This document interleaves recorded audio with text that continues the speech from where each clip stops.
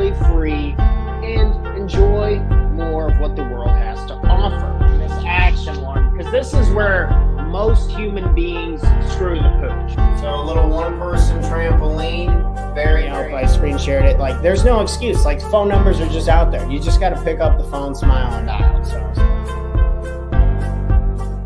good morning, and welcome back to another episode of the Talk to Chair Morning Show, where we go over tips, tricks, ideas, and exercises to help make you the absolute best entrepreneur you can be, not only for yourself, but for the people you love and care about most. And this morning, we're going to be talking about how I've been able to really reduce, pretty much dwindle down to very small amounts of the anxiety that I feel throughout the day, compared to, I think it was really bad when I first got out of college. And this is speaking from personal experience. I was feeling a lot of anxiety when I was first coming out of college because I didn't know what I wanted to do with my life. And I had a rough idea. And then I finally stumbled into something. And then it was always like, I need to get more sales. Oh, I need to help impress my boss. Oh, I need to help improve my health. Like, I'm not nearly as in good a shape anymore. I used to be in really good shape in college. And then once I started getting really full-fledged into the workforce, I think this happens to everybody at some point in their lives, where you're working really hard, and whether that's on your career or your family or whatever, and your health gets thrown to the wayside. And then when your health's off, then you're off. And then things like anxiety just start ramping the hell up, and it can really eat you alive. So I'm hoping that this exercise and this strategy can help with reducing overthinking, reducing the amount of anxiety that we may feel. Let's go ahead. I'm going to kind of pull up some of these definitions with you see behind me, interoceptive and exteroceptive. These are kind of, I wanted to use this as a preface before we get into what it is we'll be talking about today. So interoceptive, our first term that we're going to be learning about today. Oh, shoot. Okay. Relating to stimuli produced within an organism. So we can think inside of ourselves, the focus inside of ourselves. This would be like when you're focusing and you have a feeling that is internal. Maybe someone who is highly interoceptive can feel their heartbeat. They can sense maybe one of your body parts is sore, and it almost feels like, have you ever had your forearm so sore that you feel like a pulse? Or anywhere, any type of muscle or anything like that, where it kind of feels like it feels that in itself has a pulse, or any type of feeling or movement. Maybe you're feeling your gut as it expands or it contracts. You're feeling that within your body, like surface level. Think like your skin and within. So interoceptive. Oh, that's not what I wanted to do. Interoceptive. Okay, that's within, relating to stimuli produced within an organism. This will make sense here in a minute, I totally promise. Interoceptive. Exteroceptive is on the other side, relating to stimuli that are external to the organism, stimuli that are external to the organism. So I think the easiest way to think about this is your vision and the things that you see, and your ability to like focus and to lock and to be stimulated. Good morning. Thanks for tuning in with us this morning. Exteroceptive, thinking outside, beyond the threshold of our skin, the things that we see and we experience outside of ourselves. And then, what is the definition of anxiety? A feeling of worry, nervousness, or unease, typically about an imminent event or something with an uncertain outcome. He felt a surge of anxiety. A feeling of worry, nervousness, or unease, typically about an imminent event or something with an uncertain outcome. That makes sense how so many young people nowadays, especially, I think anxiety's probably been around for forever and a day. I definitely believe it's increased due to uses of technology and just heavy stimuli outside of ourselves heavy stimuli within ourselves. Anything you could ever want, you can have within your grasp. Maybe you'd like to smoke nicotine vapes, or maybe you indulge in alcohol, or maybe you just indulge in like talking about gossip or with people. There's a lot going on here, and anxiety can sometimes really build up and be rampant now with the overindulgence of things, now that we live in the new world where pretty much everything's available all the time. Or it could be that we're just so connected with everyone all the time through the internet, social media apps, and this and that. Sometimes it can be too much, and it can feel very overwhelming, and it can feel very intense, excessive, and persistent worry and fear, everyday situations. Okay, so now that we know, we have a good idea of what this is. Anxiety, it's like the worry and all the buildup of that. And then we know that interoceptive is relating to the stimuli produced within an organism. Exteroceptive is relating to the stimuli that are external to the organism. Okay, now I'm going to stop sharing my screen. We kind of got our definitions that we wanted for the show. Okay, anxiety, interoceptive, exteroceptive. And it's like, and in the title, it says, how do I destroy my anxiety? And that's more of, we're really trying to just reduce it. It's kind of like the concept with cancer. It's whether you're going to die with it or from it. And anxiety is always going to be present within us at all. It's just whether it's going to drive us to the point of just pure suffering way too much of the time, or it can still be a skill and a motivation, because anxiety is like a tool that's been built in us through evolution over time to help protect us, to help us survive, and all this and that. And it still has, like, being nervous and being excited is like, the process of it is so similar that's going on in your brain. You can hardly even tell when you have the right mindset. So I'm hoping that we can start to give more awareness to our anxiety, and then start using these types of exercises too. And that's how we're getting into meditation today. Meditation saves the day yet again. You're probably thinking, oh, geez, Tanner, more meditation crap. You're always talking about this. It's like, yep, we got to do it just a little bit every day. The science is starting to show that even doing it for 1 minute a day, doing either interoceptive work or exteroceptive work, can be extremely beneficial to helping to reduce anxiety. So now I'm going to go over and go to the board. Oh, good morning. We have a special guest here this morning. It's our favorite guest, Cleo. Woo, go Cleo. She's going to help us do the interoceptive work and the exteroceptive work. All right, enough, Cleo. Cleo says, have a great Friday.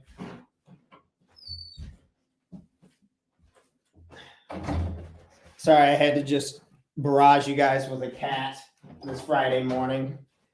Interoceptive work, exteroceptive work. Here are some examples. So, and this is in relation to meditation, right? Okay. Probably should get that on there. Meditation. And when we're thinking interoceptive, this would be the style that you do with internal work. So I want you to think about when you would close your eyes to do a breathing exercise, and you're focusing on the air coming in and the air going out, and you're focusing on the sensation of your breathing. So that is one way to do it, is focus on breathing.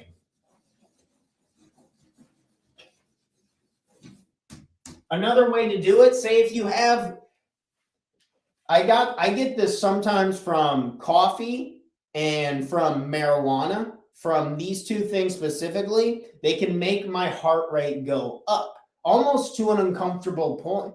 And then it makes my anxiety creep up. I've noticed that there's a pretty direct correlation. When my heart rate gets too high, then my anxiety gets too high. So coffee and marijuana can be stimulants for me. I still want to do these, and I still want these in my life.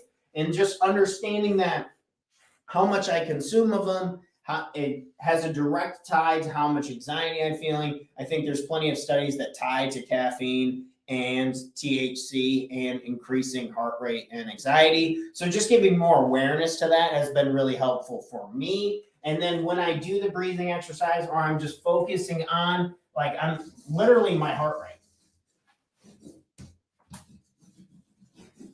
So another example of interoceptive work that has helped really is just breathing, having my hand over my heart, and almost trying to count the beats, and just very calmly, very succinctly, just thinking, okay.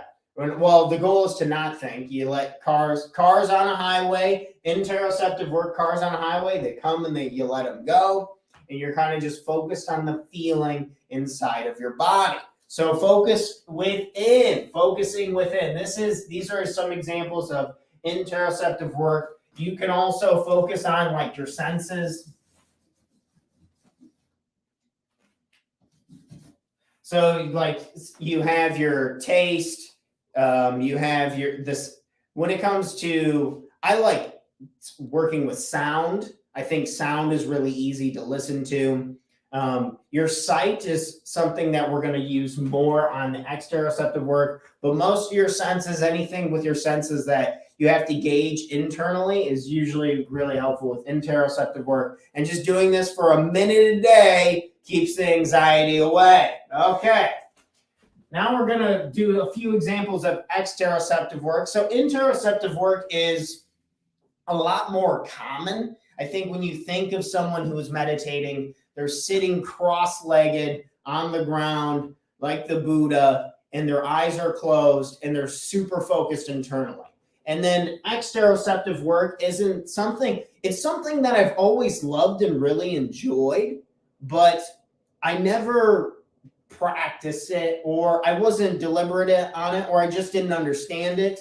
So this would be like your vision locked onto something in nature. So again, Mother Nature, the closer we get to it, probably the better. I'm a huge advocate for Mother Nature. And one thing so I want you to say you have a strong gaze, and I want you to this is really helpful. The exteroceptive work has actually been more helpful for my anxiety than the interoceptive work, which sounds wild, but it just getting outside of my own head and just into fully experiencing the world. Keep up with me this morning. I know it's Friday morning. It's a little bit deeper of a conversation, but this stuff, can't stress it enough. It has really helped with my anxiety. Exteroceptive, having a strong gaze on things within nature. If you can get outside just for 1 minute today, and then you can focus on something like a tree, water, fire. So looking off in a tree, you're like, oh, geez, this guy, tree, water, fire. But I found these ones to be the most calming and to be the best and the easiest to focus on in exteroceptive work. So you are outside and you are viewing a tree. And I want you to not I want you to not feel anything internally versus just having a strong gaze on what it is the tree is doing. Kind of just locked into it. And then when you have a thought come up, car on a highway, it comes and it goes. And we just keep our gaze on it. Our ability to readjust our focus and our ability to enjoy the movements and what it is that we are viewing is going to continue to lower our heart rate. It's going to continue to lower our anxiety, and it's going to help us engage and enjoy the present moment. If you can be more mindful and you can be more in the present moment by locking on it, I've just picked these things like trees, water, like we live right on the river, and just like sitting there and why is it seems so weird to me that I've known that going and looking at a lake or going and looking at a river or looking at the ocean, I knew it was something super peaceful about it. I was like, how does this even relate? But apparently that is like a form of meditation. They're like, oh, you got to get on the beach and you got to go walk and you just got to go look at the water and the sunset. And now it makes a ton of sense. how it's actually working for your benefit to help reduce anxiety, to reduce these fears, to reduce this overwhelming feeling within us, and this calming feeling of just being out in nature and kind of seeing what's going on. That's what's worked best for me. So say if you don't have the pleasure of living by water, trees are still a beautiful part of nature, and they're pretty easy to focus on because they're usually pretty big and a lot of movement in the branches and stuff like that. It's easy to have a strong gauge with that. I found that to be very helpful. And again, we're aiming for something like 3 minutes. If you could do 3 minutes today, and you can tell me, Tanner, that didn't make me feel better, that made me feel worse, I'd be very, very surprised, and I would love to talk to you one-on-one. Or maybe I can help you walk through an exercise or something like that. Because these two things, and what did Buddha talk about? Always something in the middle. We always want something in the middle. So going back and forth, I've used interoceptive work to really help with the slowing down of my heart rate. This is the calming and the good feeling and reconnecting with my body, preferably, and getting out of my head that way. And then also when I have a little too much anxiety or too much feeling, or I don't want to be focused on the feelings in my body, going exteroceptive work and focusing on other things. I mean, it makes sense why I love bonfires so much. Just sitting around with my friends and looking at fire, and it's just like this endless. Mother Nature has this beautiful way of just making kind of like this endless flow of this non-constant image that is very, very soothing to me, and it makes me feel really good. So maybe this is motivating your thinking before the weekend. It's like, how can I incorporate interoceptive and exteroceptive work into my life? This weekend, tomorrow we have a wedding for my shout out to Tara and Tyler. It's going to be a great wedding. Really excited for it. It's actually freaking massive. It's going to be hundreds of people there. But when these types of events come up, I'm really trying to explore more into how can I do this type of interoceptive work, like feeling the emotions and the excitement for these people as they're going through it, seeing all the people that I love being there. My mom will be there, the goat, my sister will be there, her boyfriend. A lot of people who I truly care about will be there, and it's going to be really great. And focusing on the great feelings and the emotions and feeling those feelings, which is not lame. You can do that and still be cool. I promise. Interoceptive work, taking in the feelings and the emotions of it. And then also exteroceptive, just looking at the beauty of everything, maybe the layout of the facility, maybe it's all of the well-dressed people, and not getting too buried into the mind, and more of just taking in the experience as a full experience and kind of what we see and taken on. This takes a ton of practice, but I think once you start, people are better at this than they give themselves credit to when they just get focused to it. And I know I was. Another thing, I just saw a bird out there. I gotta include birds. Birds are pretty easy to do the exteroceptive work. You're kind of just graceful and you're like looking at them, or like any type of animal. If you look at a dog, it's just like, what time is it, dog? And they're like, the time is now. I'm here. I'm right with you. And just maybe looking at animals can be really helpful for exteroceptive work because you're kind of just visually locked down and you're able to see that they're totally present with you.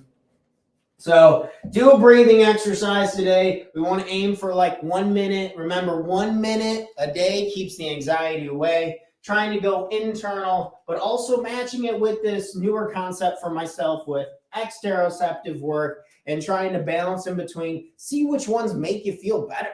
And just kind of going through and seeing, okay, this felt good to me, this felt bad to me, and this is the practice that I want to continue to implement and try out. Oh, for my video editor, I forgot to get this in there. Interoceptive versus exteroceptive. I hope this episode was helpful. I got to cut out of here. I have a call here in like 5 minutes, so I got to bounce. But you guys have an incredible, incredible rest of your day. Enjoy, enjoy, enjoy. Try some of this work. See how it can be beneficial to you. And make sure to catch us on the next episode, which won't be until Monday morning live at 7 a.m., where we go over another personal development tip, trick, or idea to help you be a better you. Thanks, everyone. I'll catch you on the next one. Cheers.